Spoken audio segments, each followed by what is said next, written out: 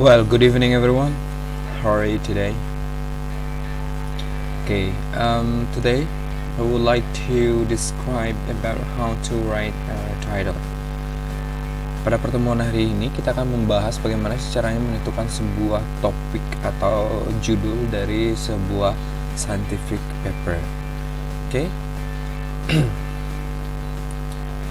Ada beberapa tips yang penting kalian harus ingat ketika kalian menulis sebuah judul. Ketika menulis judul, the first one you have to think about is it should predict the content of the research paper. Jadi di judulnya itu sudah bisa memprediksikan tentang isi dari research paper itu. Jadi sudah terlihat dari judulnya, sudah merepresentasikan sebenarnya. Yang selanjutnya, the second one, it should be interesting to the reader. Nah, kadang penelitian yang baik adalah penelitian yang menarik gitu. Jadi kata-kata menariknya itu ada poin-poin menarik dalam judulnya, sehingga pembaca itu tertarik membaca isi dari paper kalian. Jadi judul itu sangat penting di sana. Yang ketiga itu adalah it should reflect the tone or the slant of the piece of the writing. Jadi itu harus menunjukkan bagaimana tone, sebagaimana pola dari sebuah writing itu sendiri. Jadi nanti entah jenis penelitiannya seperti apa gitu, jadi harus terlihat di sana gitu. Nanti kita akan contohkan apa perbedaannya. Yang terakhir adalah it should contain important keywords that will make it easier to locate it during a keyword search.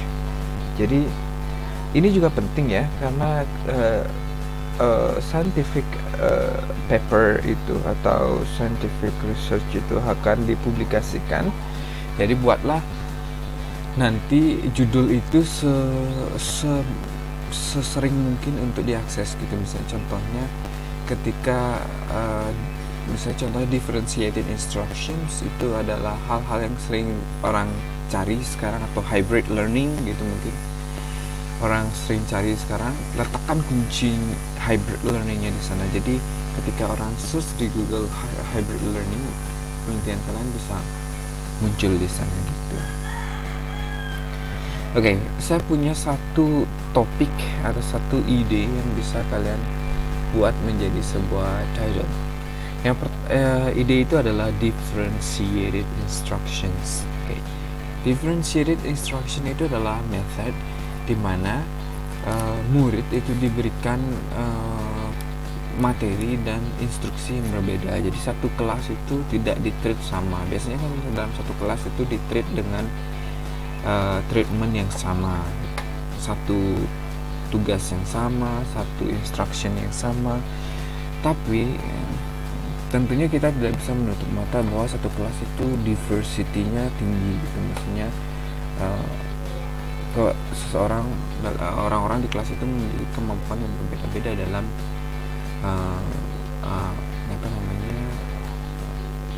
mencerna satu materi. Jadi perlu adanya pembedaan treatment di sana. Nah, itu yang disebut differentiated instruction. Saya coba kita pikirkan satu ide dari differentiated instruction ini. Dari differentiated instruction ini satu topik saja yang bisa dikembangkan jadi beberapa ide nanti. Coba dipikirkan.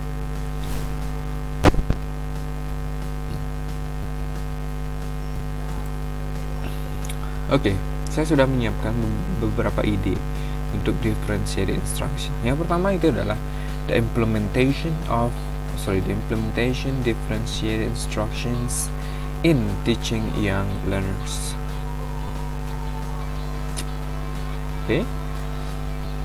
Nah, ini biasanya judul ini bisa mengacu kepada PTK, ataupun juga ini bisa mengacu kepada analisis.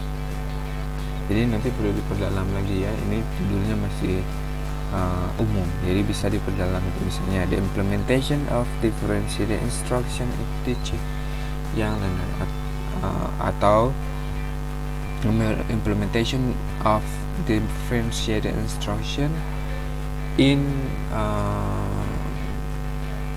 teaching writing class for young learner gitu, bisa dispesifikkan lagi. Oke, yang kedua itu adalah differentiated instruction in ESL classroom, a library study.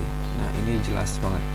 Kalau ada a library study atau a library study itu adalah studi yang dilakukan tidak dengan mencari data secara real di lapangan. Jadi datanya yang diperoleh adalah data yang diperoleh dari melakukan mengambil dari penelitian-penelitian orang. Nah, itu yang bisa kita lakukan sebelumnya.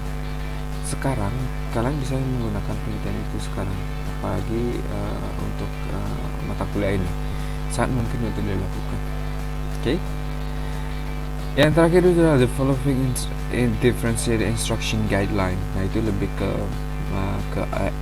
R&D nanti, jadi pengembangan nanti dia datanya. Jadi satu topik bisa dikaji dari banyak sekali tipe penelitian. Jadi kalian harus bisa untuk memberikan seperti yang disampaikan tadi. Kalian harus bisa membuat judul yang menggambarkan isinya dan menunjukkan ada ketertarikan, memperlihatkan struktur dari penelitian, dan juga yang terakhir itu adalah kata-kata kunci yang digunakan itu adalah yang accessible gitu. Oke, silakan coba diperhatikan atau diingat-ingat kembali mata kuliah yang sebelumnya yang bisa diangkat menjadi sebuah penelitian atau ide penelitian. Jadi kalian dalam mata kuliah ini kalian akan membuat hasil. Jadi perhatikan betul apa yang akan kalian lakukan. Jadi kalian bisa melakukan research study atau library study nanti, atau mencari data dari penelitian yang sebelumnya gitu. Jadi nggak masalah, sebenarnya itu sudah sering sekali kita lakukan di situasi tidak hanya situasi sekarang, tapi sangat sering dilakukan dari dulu sebenarnya. Okay, I think that's all for today. See you next meeting.